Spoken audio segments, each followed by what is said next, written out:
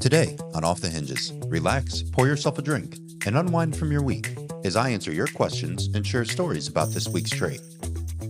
I'm joined by a special guest, and I have my whiskey in hand. I'm so glad you made it. Are you ready? Let's slide into the vault. Welcome back to the vault, Off the Hinges. Cheers to you. We're entering into the weekend, so happy Friday. This is a really big deal. Oh my goodness, my coaching journey would not even be here where I'm at with the accomplishments, the credentials, the experience, as short-lived as that may be. I legitimately owe all of it to this guest for this week. We are diving deep into kindness, which I can't think of a better person.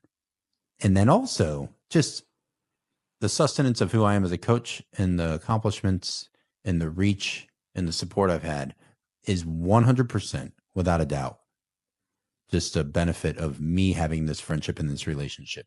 So Bobbie Sue Wolk, who is my mentor coach, she is a MCC, so an International Coaching Federation Master Certified Coach, a ridiculous amount of experience. I met her through College of Executive Coaching, and it was just, I won't lie, it was just a God thing when I was like, ooh, we get to pick a mentor coach. And there were some good options. Like there were some great ones. I loved Lynn and some others. And then there was just something deep in my heart that was like, Bobbie Sue is it, man. I don't know. Like, don't look this over. And so I reached out to her, and I wasn't even able to like select one yet, but I just sent her an email privately. And I said, hey, when the time comes and I finish this next benchmark where I can pick my mentor coach, I hope you know I'm gunning for you, and they better give you to me because I'm going to be mad. So I'll stop going on and on. I'll just let you listen to her for a minute. But I am thrilled and filled with honor and joy to host her today. You're in for a treat. So while I take a quick sip, please introduce yourself to our listeners, viewers, and friends. Oh, well, you just did such a nice, very much you honor me, and I want to thank you for inviting me. It's a humbling experience to be here with you. You are But most welcome. well, I love the idea we're talking about kindness Mm-hmm. because I was obviously been thinking about it since I knew we were going to talk about it. And I realized that's what connected me to you is and I thought about how kindness is disarming. Here Mm-hmm. you are, kind of the badass Marine guy, right? Like you and John Epps, right? You two together, but John Morso for sure. Yes, I would agree with that one. you both know badass guys, but you both showed kindness to Mm-hmm. everybody. You shared love in front of everybody, vulnerability, which I think is all like elements of kindness. Mm-hmm. And it's disarming. And it's like, who are these people? you know? I'm still trying to And figure out so who we are. That's a great question. Yeah. yeah, but it was your kindness. So kindness connects people. Yeah. And it's just, yeah. And and it helped me trust you very quickly. And well, I think everybody who comes in contact with you, again, you have this incredible resume and you're incredibly kind. And somehow that together is such a beautiful recipe. Yeah. Well, thank you. I agree. And I think our interactions have just been fantastic. We've connected so many times I think I started my intensive with College of Executive Coaching. So shout out to them. It was fantastic going through, but more so than the curriculum or the opportunities to get different credentials from what they offer, which is top notch. It's just the people that it attracts, the faculty that they have on staff, like I said, was really great. And I'm just going to be honest. Maybe I'm biased, but I think I'm allowed to be a little bit because she was my mentor coach. Like second to none, peerless is Bobbie Sue. There's some great ones. I already mentioned Lynn and some other good ones. Like I love them, but I mean, there's nobody that's edging you out, at least in Josh Morano's book. And when it comes But to Josh, kindness, remember how this started? You wrote me and you asked how I was, and I wasn't going to lie. right? I'm honest. I want to be true. And I just said, I'm having some tough times. And you Yeah. wrote back, sounds like the master coach needs a coach. And you became my coach. Oh, Remember? that's That's a how fact. you That became my is coach. true. That's Yeah. true. Well, thanks for saying that. I wouldn't say stuff like that, but that's a fact. But that also it shows the kindness, but also the humility of you to be like, oh, I think regardless of age or gender or demographic, a good coach and a person who wants to develop and grow just goes like, if there's a meaningful connection and if there's a kindness and if there's a trust in that space, it almost doesn't matter who it is. When it feels right and when it feels like God has led that and ordained that, which we believe that way, you'll probably hear about that as well. Things just line up and you go, yeah, this is right. So that's a little bit of our backdrop. So I'm so thankful that you're here. This is going to be great. But this virtue is, it's really important. It's really, really important. And I think you nailed it. Kindness leads to connectedness or connectivity between people, especially when there might be some preconceived notions. It's almost beyond disarming what it can be to experience kindness. And I think there's a lot of maybe half-ass or bush league attempts at trying to define kindness, but it's not so complicated in theory or in definition. I think what's complicated is when we get in the way and we don't actually just practice it. It is definitely something in my mind that it's spoken, it's behaved, it's an act. Kindness is an act of love. And I love that you framed it initially talking about John Epps and me and how we were kind and how we shared love. And there's so many things we can unpack today on that, and we will. But it's just a true, active, connected display of love for all others. And when you tap into that and when you sense that from other people, it's game changing. And that is who you are. And I want to honor that in you as well. So thank you for your kind words, truly. But kindness, when I think of like, it's not a mistake that you are the one that I was gunning for. I'm like, I am roping this virtue off. No one gets it about Bobbie Sue. Like, that is a fact. Not happening. So I'm so excited. But you already know me. You know me well because, like you said, we've done coaching together. You've listened to endless amounts of me, like hours of me coaching as you had to critique me and validate me. Like, let me just say this too. Bobbie Sue. So like, yeah, you can look at some of the resume already as coaching, like ICF, PCC, or a BCC, all of these credentials, which took some work for me to go and take the test and the credentialing. But Bobbie Sue is the one that was immediately I email her and I go, hey, I need my certifying coach to look over me and my mentor coach to validate hours. And I'm not talking about it was just a quick yes. I'm talking like the same day, within a couple of hours, she had already gone into like the board certified coaching site and validated everything. And not only did she validate it, she followed up with like an email and a text and goes like, hey, let me know if you have issues, but you should already be in the clear. It's already posted on the site. And it was an honor to do this for you. So like the professionalism in the first class of you to not just help people out. And I know you do this for everybody. I'm nothing special to you. You just really take joy in helping coaches become better and helping develop and truly mentor people in this field and in this profession. You do it with grace and humility, but you're really good at it in your first class because you don't sit on an email. You don't sit on a request. You action it like right off. And to me, I was just like, oh my goodness, what a model of how I hope to be one day as I progress in this, is just to be responsive and a fantastic resource. So if you're out there, you need to look this lady up if you're interested in coaching because you need her in your corner. That's a plug for her. But anyway, you know my style. You know my top three that I always ask people. So I am so excited to hear your responses this week. Number one, out of the gates, our first question. What are you thankful for this week? Such an easy question because, well, I was going to say sunshine, but it's gone already. But we had this glorious full day of sunshine. I live in Alaska, as you know, but it's been a real gray, dark winter where normally we get more sun. And all I know is sunshine, a full day of sunshine. I felt the energy and I got to plant flowers in my garden and it was just joyous. So I am so thankful for sunshine. That's so good. I love it. Me too. Yeah, it rains a decent amount in Stavanger where we're at. And I came home today.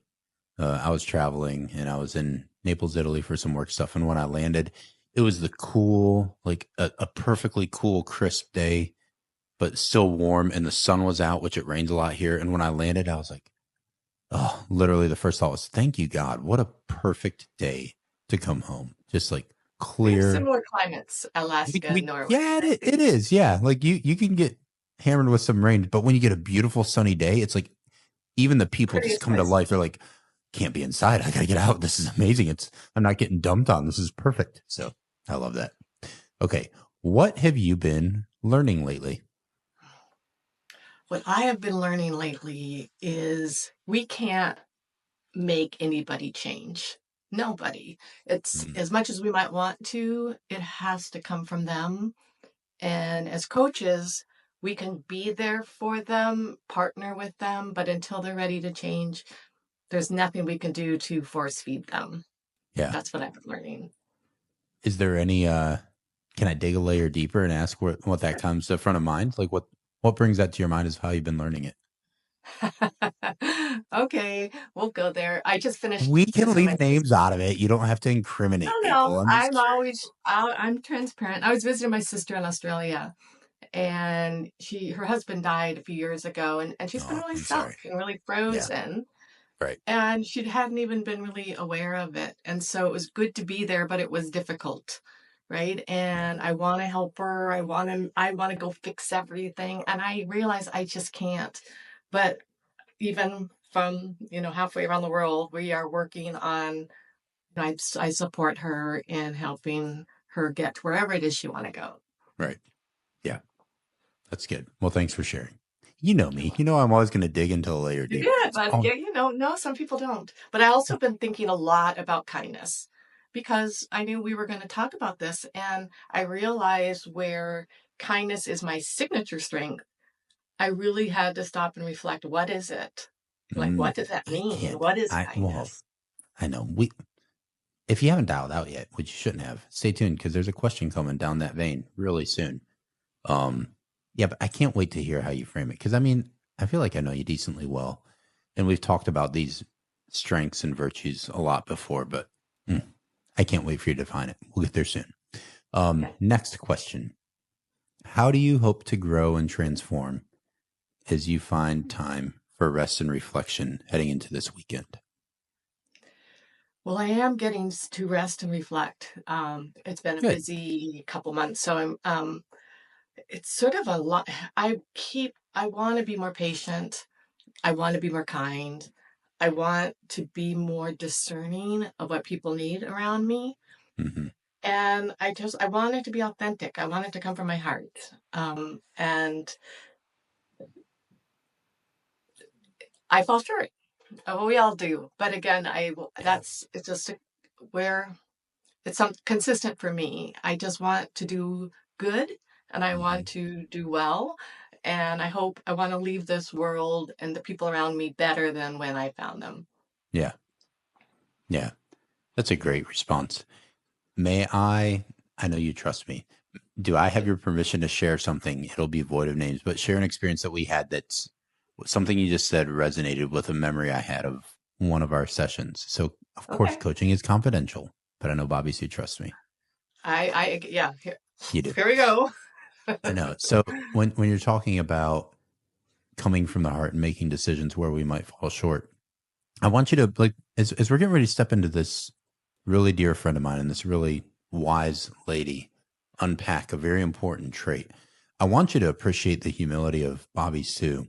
So when she said, "Oh, like Josh coached me and this and that," I didn't ever feel in those moments like it was just a charity case, like, "Oh, let Josh help me because I know he needs the hours or he's working towards this credentialing." It was a sincere, and I have the world of respect for her, but it was a sincere, like very transparent, sort of like ripping open the chest cavity and opening up our hearts to each other as friends. And it almost became less of like, okay, coach, coachee, mentor, mentee. It was two friends who were discipling and walking through life together to help each other navigate from our faith basis. Where do we think God is taking our friendship, taking our professions, taking our passions, taking our life? And it was a beautiful thing. But I remember very distinctly there was a thing where she was having a little bit of an interpersonal, I wouldn't even say conflict. It was just a question mark over it, going like, where can I navigate this best? And as a great coach and as a very reflective person, she didn't know, but she said, "Hey, I appreciate your discernment. And I just want to ask you, because you know my heart, I normally don't ask you for opinions because this is coaching. So, like, you help me unearth my potential." But she said, "I just want your opinion on this one. So don't act like a coach. Just act like a friend who's giving me solicited advice. What should I do? And I said, remove all of the names, all of the organizational tethers that may be associated with this.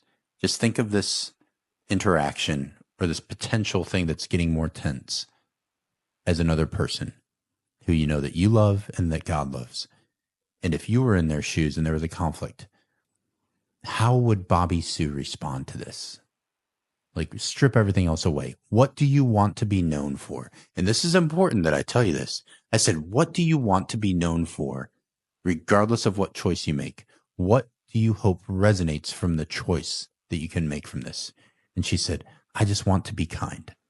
I want them to know that I'm a kind person. I said, then whatever that choice is, let it be that. Let it be kind and let it be from your heart. And I won't even say what she did because it doesn't matter. But what she did, and she shared it with me, and that's between us, that is confidential. It was a beautiful response. And then I remember you following up and going like, man, thanks so much. Because that's who I want to be. So the humility to realize, like, you bring people around you and you corral a community around you wherever you are, whether it's at CEC going through the intensive stuff or just people that you mentor, coach, or just friends and family. You really corral a community of kindness and lifting each other up. And it's, you need to hear that from this woman, because the things she's about to tell you in this episode come from a real raw place. And I know a lot of her story, and I'm excited for you to hear it, because whatever she shares in this is going to be really impactful. I'm positive, because kindness is so absent in our culture, and it's people like her that give me hope. So with that, I framed that up that way intentionally because I want to honor you and ask you, however you want to write this script, you've got all day long, my friend. Please tell us, what is your story? Oh boy, what is my story? My story, I'm a late bloomer, I can promise you that.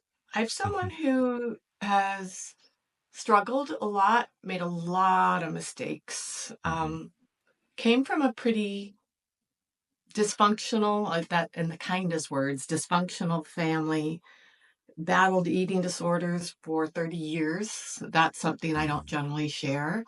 Um, and finally made it back. Well, I went through just lots of circular routes, lived in Hawaii, living off papayas and coconuts, and went back to school at 28 and to go to college. And little by little, I found my way. And one of my the highlight of my story is at 45, I met Rick. And we've been married now for 21 years, and he's a coach. So for me, the What first a half of power my couple, life, by the way. You two are just amazing. oh, thanks. He's a good one. So the first half of my life was pretty rocky. Now I am the most blessed woman I know. I'm so grateful for God, for where I live, for my husband, for my future. I've been blessed beyond anything in my wildest dreams. So sharing anything about my story, just wherever you are, the listener, it's going to be okay. Keep moving forward. And I think the best advice I got was from Dick Griffiths, ex-father-in-law. He's 98 years old now. But I remember once I think I was 40 or so, and having such a hard time in my life. And I called him up and I said, what do you do when life just hurts? And his response was, just keep walking. And I just love that. So no matter where anybody is, just keep moving forward. And there's a quote out there. I don't know who said it, and I tried to look to find it, and it's just unknown. But it says, in a world where you can be anything, be kind. I love that, because we don't know how many, well, everybody, no, not everyone's hurting, but there's a lot of people out there that are hurting, who are just trying to get by, just trying to get through their day. And a smile, a kind word, it can make all the difference in the world. Yeah, that's beautiful. And it is. It's a choice. Like anything, you can choose a lot of responses, and I think it should be a response. Reaction sounds sort of visceral or emotive and a little bit off the cuff. So reactions, especially when it's difficult, it's maybe arguably easy to be kind when it's a loving person or someone you've been looking forward to seeing. Like, kindness can flow naturally around certain people. I think it's the most challenging when it's a challenging person or when you are going through a challenge yourself. But I love that that quote is great. In a world where you can be anything, that's a very active thing. Be kind. It Choose. doesn't say do kind. Right. Be kind. Everything Be about you. versus doing.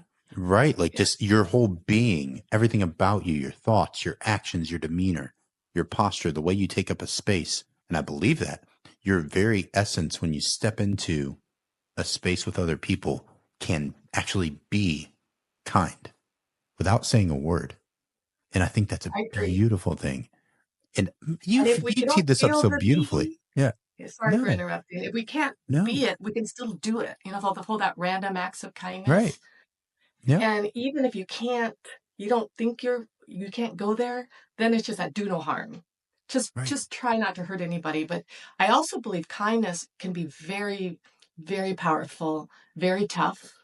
Hmm. Um, it's not weak, which I grew up thinking my kindness was a weakness, Right. and it's powerful. And sometimes kindness, I mean, it's going to look different for every person, everything, because what I consider kind may not be what you need or what you consider to be kind. Right. So kindness takes a lot of sensitivity to know what does this person in front of me need at this moment. And if we don't know, we can always ask. Well, I am going to ask. Thanks for teeing up my next question so beautifully. I was waiting for that. I was waiting for the moment to strike, and you gave it to me. So perfect. I'm going to take it. So, how would you define or frame this virtue of kindness in your own words? Because you said, "Oh, you can be kind." So, like, if I was going to unpack your brain for everybody and let them see the full reveal of how you interpret and define this, what does that look like for Bobbie Sue? It's very much coaching in that the idea that, you partner with someone. Mm, Kindness is it looks different every day. And it's going to show up differently for every person. Kindness, I think, is wanting the best for the person in front of you. It is a practice. It's also a way of being. It's mhm. a choice. I can promise you, and well, I think everyone knows, I don't always feel kind. I mean, if like anyone said that, I think they're lying, right? Sometimes I want to slap Absolutely. people, Yep. right? And sometimes, and have you ever heard that acronym, think before you speak? Is it true? Is it helpful? Is it inspiring? Is it necessary? Is it kind? And Right. I can get through all of those. Is it true? Yeah. Is it helpful? Yeah. Is it inspirational? Maybe. Is it necessary? Absolutely. Is it Maybe. kind? No. And then it's like, so, I mean, is it kind to whom? Right? I think sometimes we feel we must tell somebody something, or I get pretty ferocious. I mean, I'm a fighter. I get frustrated. I definitely root for the underdog. I'm willing to advocate for people. And so sometimes kindness, I can be kind towards somebody, but that means I'm pretty vicious to somebody else protecting the person I'm trying to be kind to. Does that make any sense? It does. Absolutely. Well, you've You, been a warrior. yeah. You're a warrior. You're a soldier. Yeah. I think kindness, a soldier doesn't mean you're not kind. Does that make sense? Yeah, it does. Do you remember you saying that sort of the filter, the metrics reminds me when I had my oldest sister on speaking on honesty on the episode we did on that. And I love the way she framed it because she has 3 kids and they're fantastic. But in their home, she said, "Hey, we have sort of this filter of when you're saying things and it's okay, or is it truthful or is it honest? Okay, great. The next thing is it necessary right now that you say this? Okay, great. And if it passes those 2 filters, but they do end it with, okay, is it kind?" And so I feel like for some reason that just popped right back into my head, but there's such a tether between truth and honesty and kindness. And I think they have to be balanced so neatly because you can be kind, or what seems, I think, in a maybe a skewed framework of kindness is like, oh, that person's so kind. Well, kindness isn't just a feeling. Kindness isn't just a warm feeling you get inside, because sometimes kindness can be a truth that stings a little bit, but kindness actually is being honest.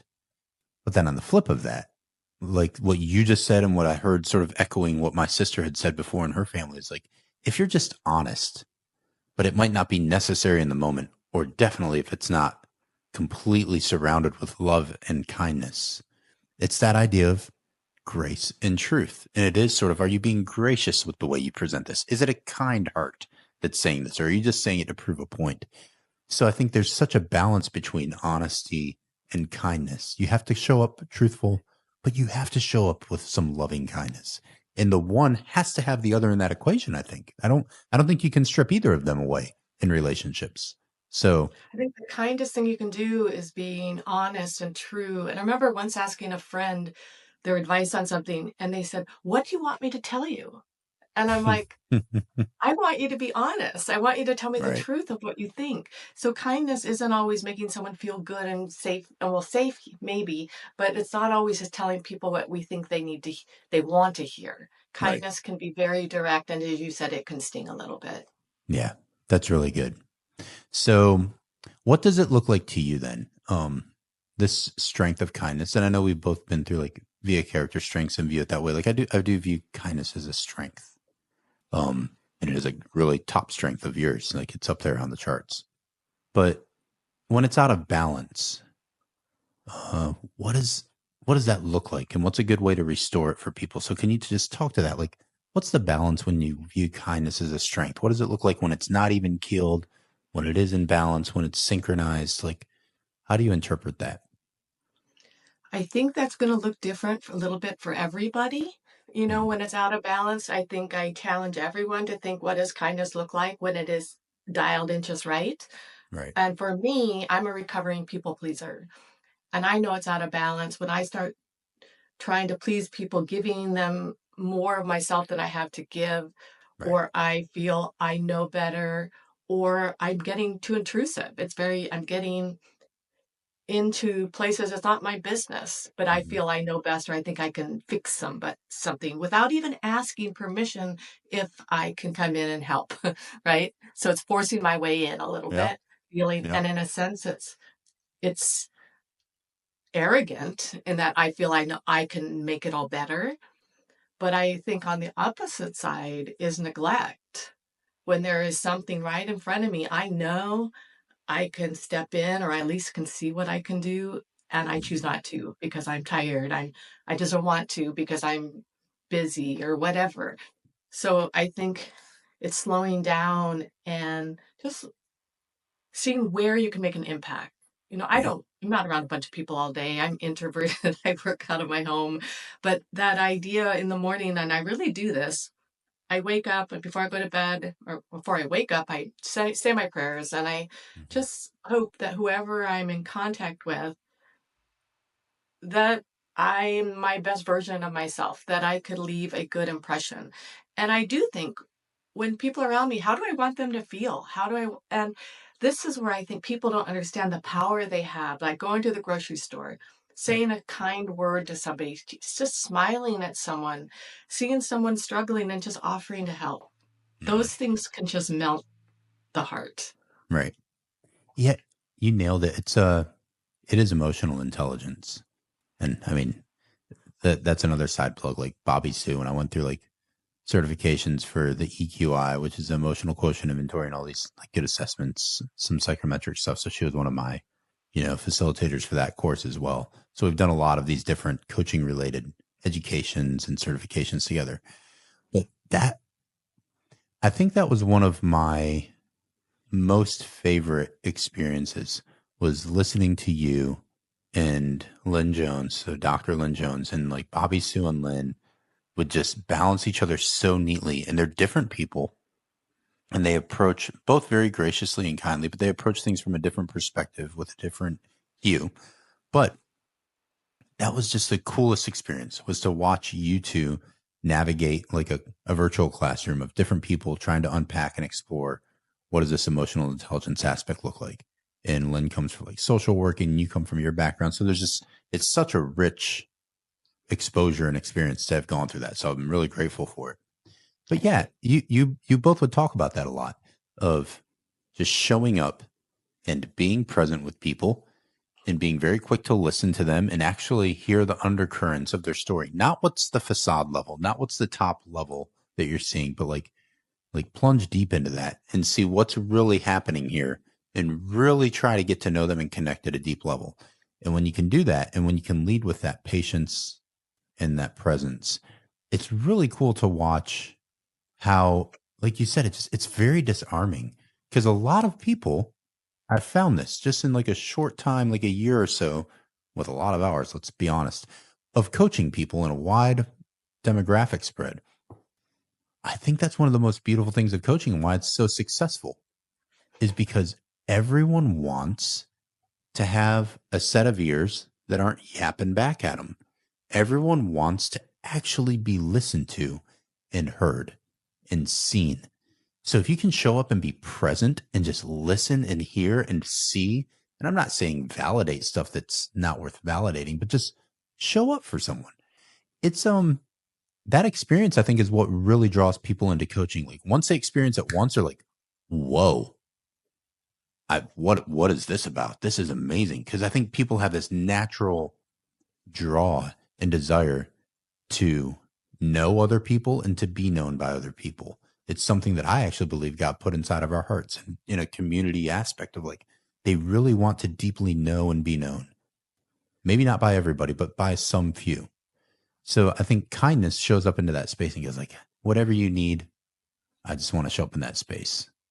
And There's a quote out there that says, being listened to is so much like being loved, it's hard to tell the difference. it's so good. It's so true.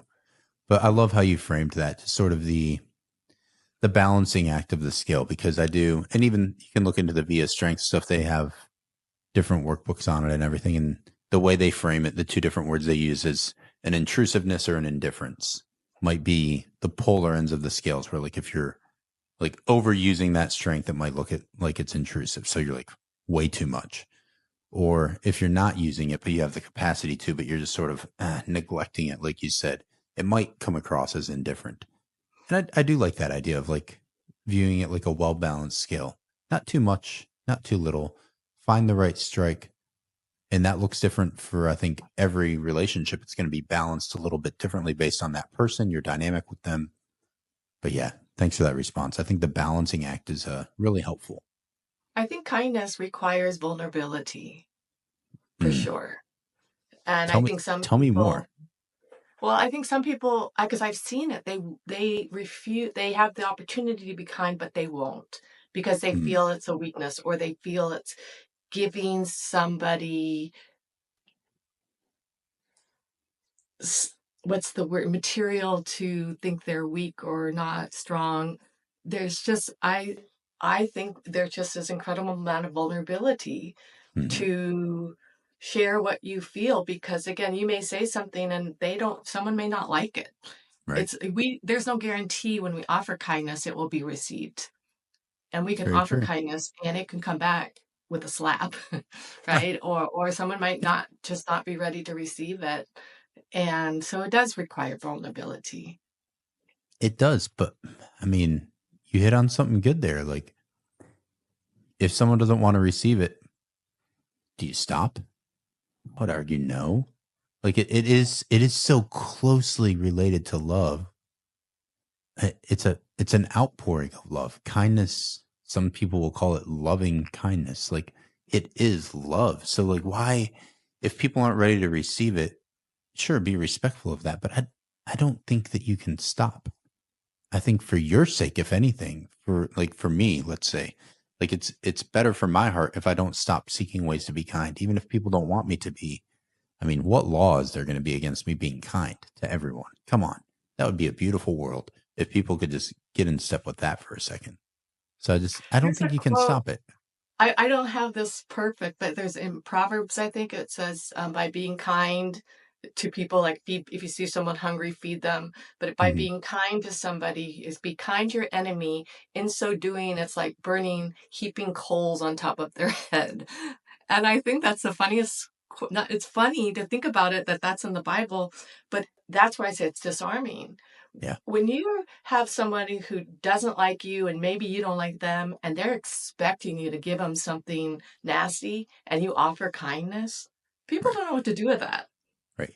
And sincere kindness, like not passive aggressive crap Oh, too. no, no, Like yeah, we, yeah, yeah, sincere. like Please, we yeah. can sniff that out a mile away. Like genuine kindness is what we're talking about here.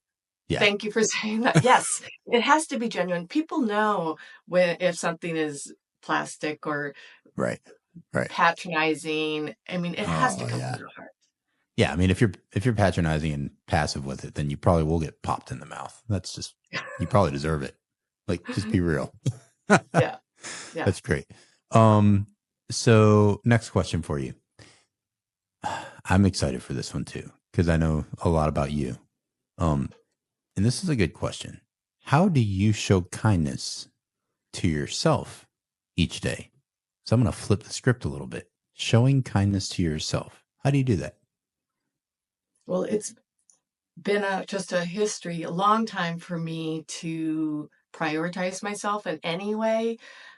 Rick has been so great in helping me step into the fullness of who I am and encouraging me. But how I show kindness to myself every day is to get out and walk or go to the gym, work out, take care of my Yeah. body, eat well, um, laugh. Um, I show kindness. I watch stupid little TV shows that people probably like, you watch that? But it's like, yes, I do, and it's fun. But I just really try to find some joy every day. And there's really nothing I can complain about in my life. Yeah. So Yeah. I'm kind to myself in that. I think it's also having learned to say no. Hmm. Being kind to myself is to like Rick's extroverted, I'm introverted. He goes out lots and he says, "Want to go?" Nope, I'll just stay home. So sometimes being kind is just knowing when to stay home and just know your limits. Yeah. And I'm pretty good at that now. I still sometimes overstep. Yeah. And of course, Rick is the one who sees the not kind Bobbie Sue, but he also sees I come back as quickly as I can to correct it if I'm act in a way that I don't think is kind. And I do believe it's a inner standard. Like I don't, and I, for the record, I do not, I fail it all the time. But like I like to say, what is your code of the trail? Who do you want to be when no one else is looking? And for example, in my opinion, I don't care if I'm tired, I'm grumpy, whatever. I went through menopause. It didn't give me an excuse to be cruel or mean or short with Rick or anyone around Right. me. Right. Although I would be. You talk to a woman going through menopause or premenopause, they'll say, ugh. But however, it's just like, who do I want to be? And at least have that standard or goal where you try. Right. And you'll fail. I fail, I should say. I fail, but then I correct it and I keep moving on, but I keep Hmm. trying. Right. But for people who just say, I'm just going to act however I feel and say whatever I want, that's not kind to you or anybody around you. Right. Yeah. That's a little rash. I love that you said code of the trail. So you got to, I know what you mean by that because we've had a lot of conversations. Unpack that for people. That's a fun, like regional thing Oh, for you. So give them a little dip into what that means.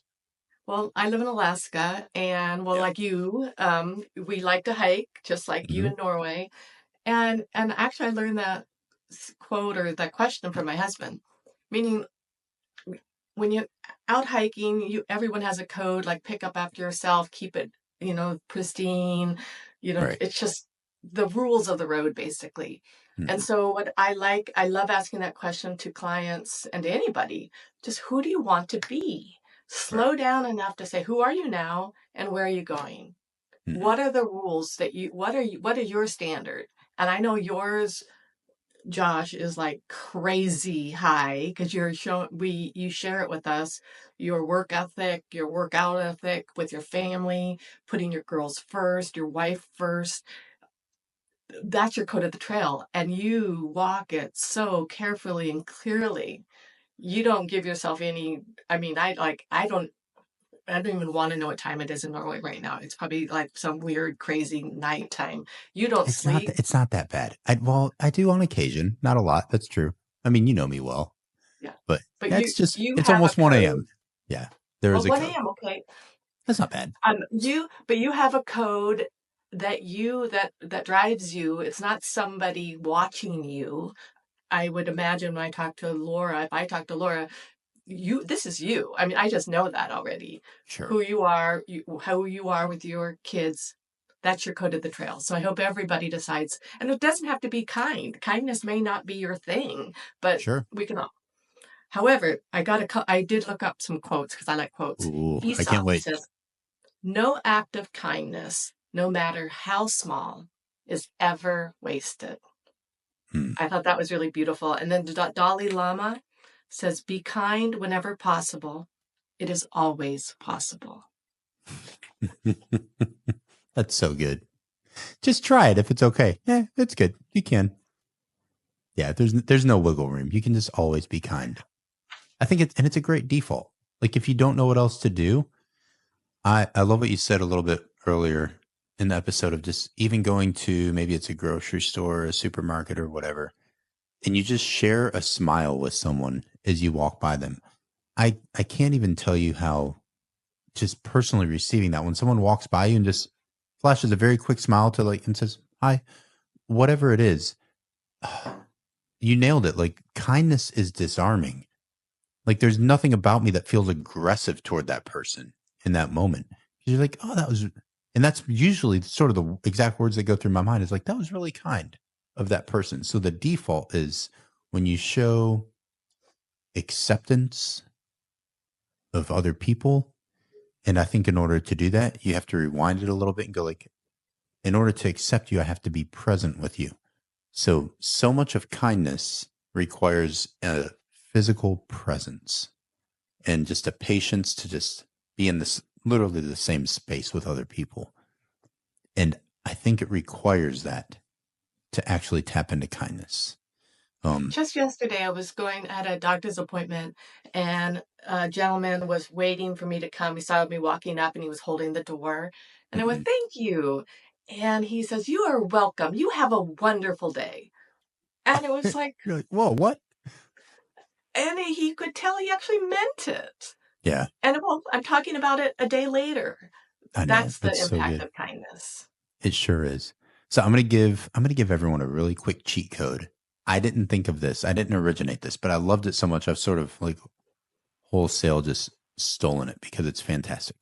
So there was a Marine Medal of Honor recipient, and you can look him up, Kyle Carpenter, a guy that jumped on a grenade back in Afghanistan, received the Medal of Honor, and he wrote a book. And in his book, I think I've shared this with you before, and I think I actually shared it during one of our intensive courses. And I definitely shared it. I think when like maybe it was the time that John and I were together, but people were asking us like, "Oh, you guys always share love together. You're kind." Blah blah blah blah. And whenever someone says thank you, this Marine, he's now like medically retired. He's out of the Marine Corps, but this Marine, he would say, "You're worth it." And so, and it's such a different short play on "you're welcome." So I always tell people like, "You're worth it," and "You're most welcome." And I think it's just become like a little bit of a staple of how I like to respond because "you're welcome" is nice. That's fine. But it's, I don't know. It's in a great way, in a true heart of kindness. I want them to feel seen and actually to feel like they're worth something, like their life has value. And that can be such a positive barricade to harmful thoughts, harmful feelings. Who knows what people are going through? None of us, to be honest. And to just look at someone when they say thanks for something, which was an act of kindness, and say, "You're worth it." And also, "You're welcome." I just think I love that. So I stole it from him because when you tack those two together, it's a beautiful thing for someone to walk away from a nice feeling or a nice appreciation for something that you did kindly for them, and them to walk away going like, "Oh, he did that because, or she did that because they think I'm worth it." Like that's a whole lot more powerful than just "you're welcome." That makes it less about "you're welcome." It's just the way I am. And it turns it from a maybe like a selfish, yeah, of course, "you're welcome" because I'm a good person. Why wouldn't I do that? It turns it more into a them thing. Like, oh, yeah, of course I did that because you are worth it. So I just think it really shifts the focus back on the individual, and it's a beautiful thing. I wish I had thought of it. I didn't, but I totally stole it because You know it's what awesome. you did though? Josh is on Memorial Day, and well, you honored one of your fallen soldiers, Yeah, my buddy and Nick. that, speaking of kind of just honoring people, when again, it doesn't have, I just thought, I mean, it touched my heart, and that's something I thought of kindness. What can we do to just the people around us? Hmm. He passed, but even people alive, people honor their memory, or to just, let's not wait until people pass. What can we do to just honor the people around us? Take a minute to call somebody, email them, Right. um, something. So, and that is kindness. And I would imagine, I hope his family got to see that, because it was truly, really touching of the heart. It is. But yeah, exactly. Like you think of kindness, and I think I did. I reflected on that. So thanks for mentioning that, because I've said it to other people and to my wife before. I think you can view it as like giving someone a living eulogy. But what a kind act that would be. And that was my challenge on Memorial Day. I talked about my buddy Nick in a very short post that I made about it, but people that have sacrificed and given up their last breath. And in the short, I said, it really makes me value and appreciate, am I earning my next breath well? So the words I speak, I literally like, that breath, who knows when that will be the last, right? So every one of them really, really matters to me. I'm not saying I choose to use them all wisely. Um, so I try to give myself a little grace in that. Uh, but yeah, if every breath matters, then how am I using them? And then if the words that I speak through that breath, um, and I think of like, man, it'd be great. And I showed the picture of like me over Nick's grave and at Arlington, and I spoke words. Of course, it's just his buried body there, but it was a moment years ago when I got to visit his gravesite at Arlington National Cemetery, and just remembering what a great man he was. And of course, I told him that. But once someone's gone, it really makes you reflect. And I think there is actually, without getting all morbid, there is a way that you can think. Let's say me with my wife or me with my girls. Why would I want to wait until, God forbid, the day they die, and they better all outlive me, please God. But like, what if something tragic happened? Because life happens. Would I want the words that I would say at their funeral or over their graveside to be the first time I had ever spoken it? And would I want it to be something that I had never spoken to them and that they didn't know deep within their heart? And I think we have that opportunity. Maybe not with everybody, but definitely with the ones that are nearest and dearest to us. So like, that's my challenge, is a kind act. Maybe think of like a living eulogy and be intentional to tell people why you're doing it. Say like, hey, I'm not trying to be weird or morbid, but like, these are things that I would probably want to say if you weren't here anymore.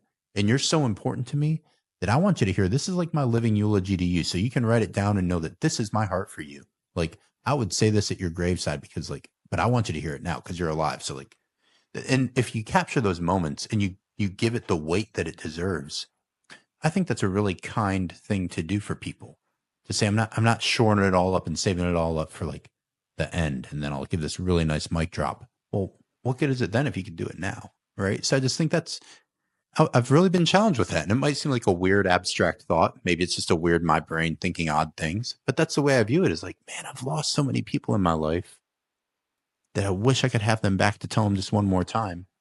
And I sort of felt like God smacked me upside the head and said, what about the people that are still here? What are you doing for them? How are they feeling your love and your kindness? You have so many opportunities every day with every breath to speak those words. So do it.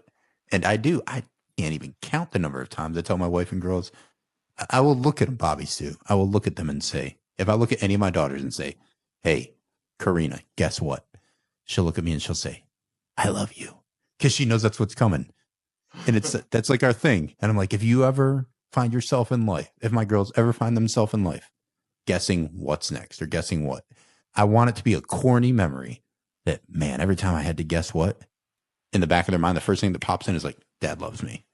Like, right? So like those little natural things you can do are just, I think they're really cool signs of kindness, love. It's the same thing to me. Yeah. So next question for you. What is your go-to way to show kindness to those you encounter in your everyday life? So is there like a favorite, whether it's an icebreaker or an act that you choose that really leaves like your thumbprint or your DNA of kindness on other people because I see it all the time. But what is do you have something that's sort of like your go-to or things that you could give tips or Hmm. tricks or easy I access don't. points? I Okay. don't because I think if I had something I did, like I see Josh, therefore I say this, or I see you, I say Yeah. this, it's no longer authentic and Mm, it's no longer real. So that it would worry me if I did the same thing to mm, everybody because unless it was something authentic to me, right. um, although I do think some people they may have a certain style about them. Sure. Um, so no, I don't want to ever be like a cookie cutter Mm. kind person. I don't know what that looks like, but I that don't you know either. that And it's you're not. yeah. And so I kind of think it's a good question for anybody to again. I think what I do is I am conscious, like before I go to bed, when I wake up, how do I want people to feel when they're around me? Mhm. Who do I want to be today? And is that magic? No, but it sort of sets the intention Right. that I have, and I want to honor that really I do know a smile can change someone's trajectory in their life. You know, a touch, someone just believing in you, and but you just never know. And I have, it was, this is something I'm still regretting. This has happened about a month ago. I was in Hawaii on Mhm. my way to Australia to see my sister, but I was there for a few days and I went for a walk and I was listening to my iPod my podcast thing and I walked by a woman and she was crying on um a bench Mhm. and I quickly thought, well, should I stop and say something? I'm like, oh no, she doesn't. She should just go right. And I walked right by her and I didn't. I didn't Mhm. stop. And why? What would she think? She's probably going to think I'm weird. Da da da da da. Whatever the thing, but you know what? I share it because I still regret it. I like maybe I could have been the one to help her. Or I Sure. mean, even just let her know I see you, I care. You know, Yeah. why didn't I do that? I didn't. Well, Yeah. rhetorical question. I wish I had. Yeah. And so I don't want to walk by people when they're right there. It sort of was an opportunity that I think God gave me that I walk by. And Mhm. so I think if we have just keep an eye out, Yeah. who might need It's true. something from you that It's you can true. give that's easy. It's easy. Yeah. And it's just getting out of yourself a little bit. Absolutely. Well, I mean, we all have to be gracious to ourselves because we've all either been distracted, maybe not even noticed things like that. I think there's a lot of opportunities we walk by daily. I know I definitely do. But if you were going to rewind the game tape and have a second go at it, this might be good. Like, I mean, she's a very good coach. She's really good with good questions. So, um, if you were to reframe that again and have a second pass, what is there anything that you would say that you think would be like a very good way to frame that interaction? Because like this might be useful to people because I think that's difficult. Is to not be again this balance, not be so intrusive that I'm What would out I of line, say? but not be indifferent either. So like, what would be a good way to approach that if you did it Let me today? think. I'm trying to because I want to be real. Like, what would I have done? Yeah. I think I would have my style would have gone along, just sat next to her and just say, "Is there anything I can do to Hmm. support you right now?" That's really beautiful. I mean, Yeah. just I now know some people don't like touch, so I wouldn't touch her unless I asked permission. Like, you Mhm. know, if we talked, generally Right. I then will say, do I have permission to give you a hug? Right? Because I know Mhm. now, I used to hug people and some I learned later that some people don't want that. So I now at least know Yeah. to ask permission. But I don't even, I'm not even sure, but even just letting know I see you and is it just, can I do anything? Yeah. Do you need something? Like, you're, and if nothing else, like you are in my prayers. Yeah. That's the most powerful thing, period. Mhm. I don't know what her belief system was, and it doesn't even Sure. matter. But the Nope. most powerful, I did pray for her, but I wish she would have known someone else is out there, saw me, and is praying for me. Yeah. That Well, I think is more thanks for important. sharing that. I mean, yeah, we all miss opportunities, but I think that's a beautiful way to frame it is you can be respectful of other people's opinions or beliefs or perspectives, but I just imagined as you were saying that, like if I'm sitting there and I'm really broken down and someone I don't even know, it is a little bit of the golden rule of like, how would I want to be engaged in that space if someone was going to come up, or what I want to be? And I actually think that if someone came up, not overly aggressive, not overly trying to pop my, little bubble of space, but just came up and sat down next to me and said, "Hey man, are you okay? Is there anything I can do to help you? I didn't mean to interrupt you," right? Like if they're just very kind and very respectful, but just present. And if I said no, and if they're just like, "Okay, great. I just saw you here. Just wanted to check on you. Hey, I'll be praying for you. I hope you have a good day."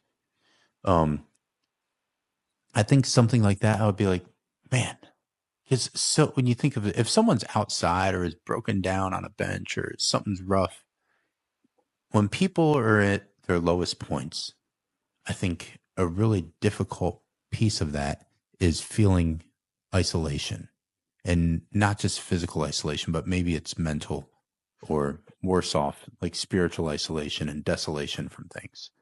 And I think we as people have been made to be in community with other people. Even when we want to rip ourselves away from that and isolate, I think it's a trick. It's not healthy. It never is healthy. That is the quickest way to mental health breakdowns, to physical breakdowns, to emotional breakdowns, is when you allow yourself to be isolated. And I love that idea of like, hey, there have been times we've walked by situations like that. But I don't think it's ever wrong to extend a kind, gentle, "Are you okay? I see you. I see you right now. Something's hard. You good? Can I do anything? I don't even know you, but I care." And if you said something like that and they're like, "No," or maybe it's yes, and then maybe you have a great conversation, but like you leave it in their hands, and then whatever your belief or faith system is, if you're a Christian like Bobbie Sue and I are, like, "Hey, I'll be praying for you. Even if you don't give me your name, God knows who you are, and He knows that I talked to you today. And I really will be praying hard for you." I just feel like if someone did that to me, I'd be like, man, special. Right. So this, like you said, there's never a wrong time to be kind. So that's beautiful. Thanks. Um, so before I get to the last question, I'm gonna ask a question that we've talked about this before. So I didn't really frame this up for you, but I'm also curious your response to this. So what is the thing, if you think of like kindness that you've been shown from someone else, what is like maybe one of the top one or top two acts of kindness that in your life you've experienced that really like spoke to your heart and really resonates with this topic that you received from others?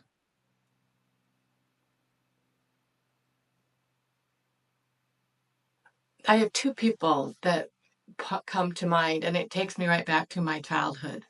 But I Mm, remember, and they're two people that were so kind to me in a very difficult childhood. One right. was Jim Cross, who's my ninth grade history teacher. And he, I went out and I was sitting out in the grass, and he came out to and just asked how I was doing, right? And he wrote me a letter, and he said, that, well, it's so hard to say nice things. I mean, that basically he saw an angel sitting in his classroom. He Right. saw somebody. He saw me, and Right. he took the time to write it and tell me, "I see you, and there's something really special about you." Mm, We ended up writing. I mean, he got to talk to Rick. I mean, he was a dear friend of mine until he passed. And mm, then my dad had a girlfriend, Betty, who I was friends with her until she passed. But she, the kindest thing. So here was just a short. It's kind of very. I wasn't expecting this question, but it was anyway. My I'm good at sister hitting you moved to with Australia. questions you don't expect. You're welcome. I know. My sister you, moved to you should know me Australia, by now. Come on. and my brothers were with my dad. So I'm living with my mother, who has agoraphobia, and one of my brothers said, "Well, you have to stay with mom, right? You Mm, you your job is to live with mom because she right. can't take care of herself." Because I was the youngest. And Mm, Betty came up to me and she says, what are how are you doing? And I said, "Well, I'm kind of stuck living with mom." And she said to me, "If it's time for you to leave the house when I turn 18, it's not your responsibility. It's everyone's responsibility, the siblings. This right. is not on you." right? She was, when it's time for you to go, you go. And it was so kind to me because it gave me the power to leave when it was time for me to leave. Yeah. But anyway, those two people, it was mainly not so what it's, well, like Maya Angelou, it's not what you say, it's how they make you feel. But Right. I know they saw me in a way that no one else saw me. Hmm. And I wanted to be like them. And they That's were the awesome, people I modeled myself by, is I wanted to be like Betty. I wanted to be like Jim Cross. man. That's thank you for sharing that. That's beautiful. It makes me think of so there's a Laura and I have been really blessed to come up under some really good leaders in a church we used to go to in the Atlanta area. Uh, and it's, I don't know, have you ever heard of the pastor Andy Stanley? So he's based out of Atlanta, Georgia area. Andy Stanley, so his father was Dr. Charles Stanley, who was like an old pastor. I think he might have been like the pastor, if I'm not mistaken, it was like First Baptist in Atlanta or something. Andy has his own ministry now, his son. And I think it's called North Point, but we used to go to the Buckhead campus in Atlanta. So Buckhead's like a nicer area in Atlanta. So anyway, and Andy spoke a lot about, there's sort of two types of people. They either try to make a point or they try to make a difference. And his whole mantra was just like, if you're out here trying to make a point, right, that's cheap and easy. And everyone, you could argue, even like me, on having a podcast, right? Like there's endless voices, especially in today's world with technology. Podcasts are everywhere. Fine. Doesn't mean they're all bad, but it can sort of be cheap and easy, to be honest, to just be another voice in the masses and prove another point. But to make a difference requires a lot of what I just heard you speaking of. Those people that showed up, let you feel like you were seen. And it's really interesting, not that this is the backhanded way of trying to get after it, but if you actually think you're going to make any sort of difference in life, then that's what it's going to look like in my mind. I really believe that. Like, your point's going to die out. Other people can contest it. Other people can argue it, debate it, whatever. You're probably going to lose that. So if you're leaning on your own understanding or your own intellectual whatever, I mean, you can give up on that. But if you really care to make a difference, it's hard, messy. It means meeting people exactly where they are without judgment, with a whole lot of grace and a whole lot of love and a lot of closed lips and a set of open ears and a really You're open making heart. a difference, Josh. But I want to throw that question back at you. What, when you think of like the kindest thing anyone's ever done for you, what is that? Hmm, that's a good question. That is a very good question. Well, you gave me two answers, so can I give you two answers back? Can there be Yes. two? Yeah, I'll give you the top two.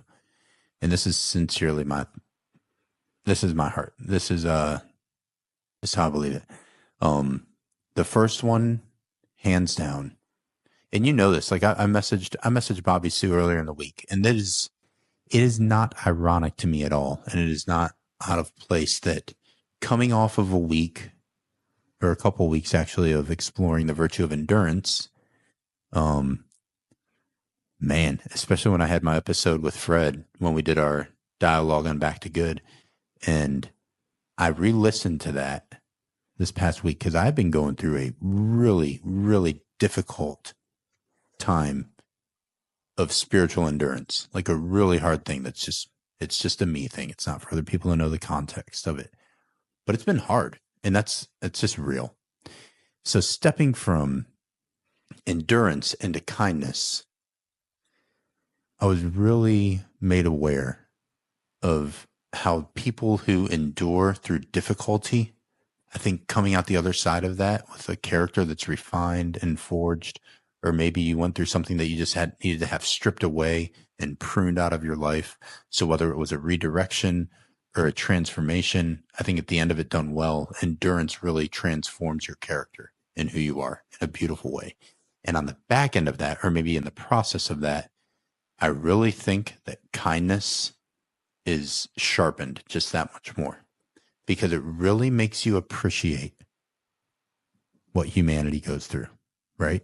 So I know that's a long frame up. I am going to respond to your question, but I wanted to say that is that I shared it with Bobbie Sue. I said, hey, I'm not even going to tell you the context. Just, hey, pray for me because I know you're a dear friend and I could really use your prayer. And immediately she's like, oh, absolutely.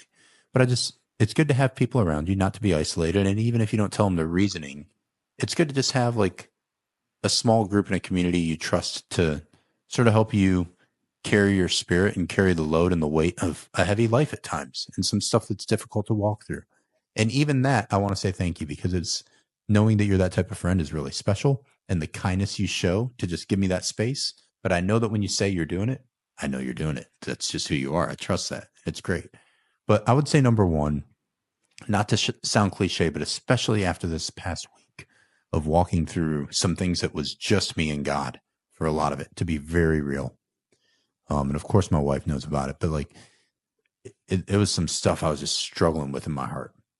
And I was reminded of the kindness of my Savior and of Christ, the man who was the Son of God to me and who I choose to put my faith in. And that's real to me. It's real. I'm not trying to make a point or convince other people, but you can't convince me otherwise because I have been through literal hell on earth in my life. And you know my story, probably a lot more than a lot of people do. And I know a lot of yours more than what people have heard today.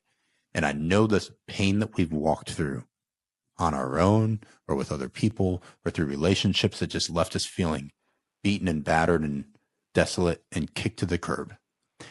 And through those things, I would say the kindest act that anyone ever did for me was a man that stepped out of heaven 2,000 plus years ago and gave up his life so that I didn't have to do it alone. And I mean that. Like that is the thing that matters more to me. If everyone else was to fall away, I don't even have to hold on to that because he holds on to me. And that has sustained me through so much. And that is just my most sincere response to that. Like that is first and foremost above all else in my life. Sure, have I physically met the person of Christ? No. Do I hope to one day? Absolutely. Do I have his spirit inside of my heart? 100%. No doubt about it. No human being can convince me otherwise. Not even a chance. Sorry. Call that stubborn, call it whatever you want. It's a real thing to me. So that would be number one. A very close number two comes from my wife, Laura. And I think it truly does.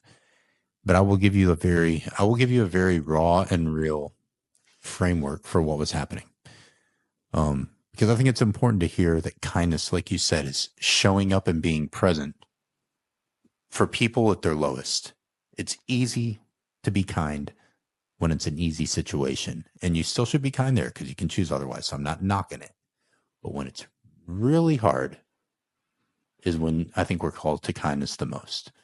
And I remember very distinctly, the year was 2010, and it was super, super early in the morning.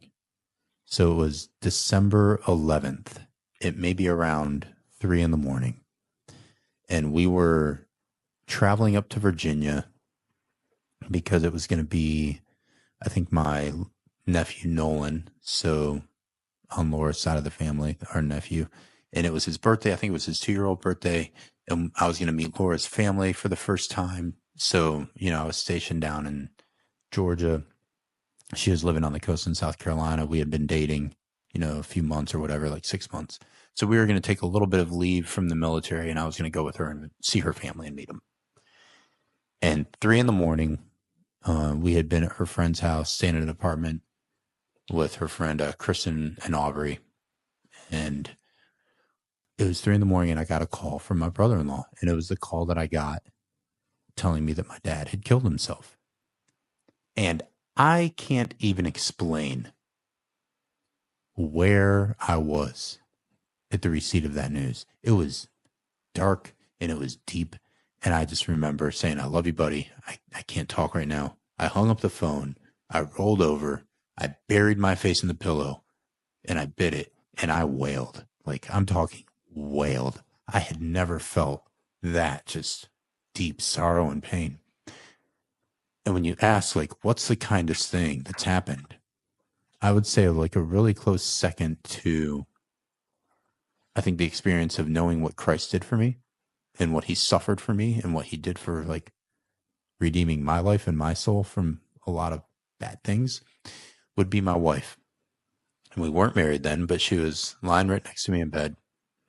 And in that moment where I was just like had lost control, I just remember she rolled over and she was so present and so gracious and so just such a beautiful picture of, I think, a loving God. And she rolled over and she just hugged me and held me tightly and kissed me. And she said, I don't know what this feels like. I'm so sorry. I'm not going anywhere. I love you. And that was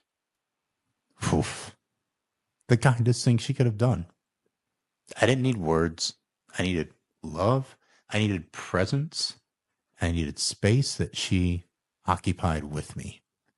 And I think that's kindness. You don't have to have the perfect answer. You don't have to solve the problem. People just need you. They need you there. And I think that was I don't think, I'm confident that was the kindest thing. And since 2010 until now, the past 15 years we've been together, almost 13 years of marriage come this July, through thick and thin, through ups and downs, with 3 crazy maniac, beautiful little girls and a lot of stuff. She hasn't gone anywhere. And she's been there through it all. And it's not always easy. You know it, you're married. But I think that's just a beautiful model of, you don't have to have this recipe. You just need to show up with a genuine heart and a genuine desire to love people and to be there. And that was such a simple act of kindness and the most powerful one I've ever experienced, because she met me at my lowest and she was already there with me. And it didn't scare her away. It pressed her in deeper. And I think that's the heart of kindness. So there's my answer. Thank you for the question. Sorry to hit you with a deep one, but that's it, man. That's Laura. She's second to none. Oof. So you can sit with that one. All of that, but you can sit with that one for a second. Oh, goodness. But thank you for asking. And Laura, we love you. Goodness. Yeah, that's tough. I don't even know. I mean, I got a little bit of onions going on in the eyes right now, but I stayed pretty dry for that one. I'm impressed. Good job, me. Yeah, goodness gracious. All right. We're going to close it out with this one. But if you were to walk away from this podcast and go like, Josh or someone else should have asked me this, or if there's just something you want to leave, like, is there a certain question you wish you would have been asked? Or is there a certain thing you want to leave to impart with people on this virtue of kindness? Just, I guess I'd say over to you for any last thoughts or reflections on this topic. Now, I don't know the answer to this one, but I was trying to figure out who decides what is kindness, the giver or the receiver? And does it matter? That I don't really know, but I do think that's a great question. Right? Like who decides? And I think any movement towards kindness is going to be a good thing. And I just hope for your listeners, and I know you will, and I will, as soon as I'm done with this, go to your loved ones and let them know how much you love them, and be kind. Think of ways to just lighten people's life, touch their lives. And truly, I mean, everyone out there knows when you give someone kindness and love, it comes right back at you. It's so rewarding. Absolutely. And and I just think that there's in a world where you can be anything, be kind. Oh, well, that you are, my friend. So I have to say, I know it didn't happen this year, but I know Rick's birthday aligns beautifully as Norwegian Constitution Day. So next year, you all have got to try and come out here, because setting in mind, and Rick's birthday, the invitation is always open. It's a beautiful time of year. Stavanger in May is just chef's kiss. So I think we need to make it happen. I'm just going to throw that out there. But thank you so much for this invitation. It's been thank you for joining me. Spending this hour with you. It's been amazing. And to all of our listeners, we're so glad you joined us and dialed in. Please share this if it was helpful. Bobbie Sue is a fantastic person. Please just go look her up, engage with her. She would love to help you out if you were looking at stuff. As just a coach, a kind friend, someone who's a set of loving, trusting ears. She's fantastic. But to my wife and my girls, as I always say, this is for you. Like, this is so renewing and nourishing for my heart and soul just to connect and have a silent, quiet space to plug in with my friends on a virtue that matters. But even if no one ever listened, for Laura and Aria and Alessia and Karina, it's for you. Because I want you to know that Dad's life was about doing something meaningful to leave nuggets along the trail that you could sort of follow these cookie crumbs to maybe a path to a more rich, fulfilling life. And I'm so thankful that Bobbie Sue could share this with you today. I love you, my friend. I'm so glad you were here. Thanks so much. Thank you. Have a good weekend. Thanks for tuning in to this episode of Off the Hinges. Don't forget to follow Foundational Coaching on your favorite social media platforms. Kick off your Saturday with me tomorrow morning at Coffee and Reflections on Substack, where I'll share my reflections and stories on the weekly virtue. I'm honored to be a part of your story today, and I'm proud of your growth, my friend. I can't wait for our next time together, exploring the vault.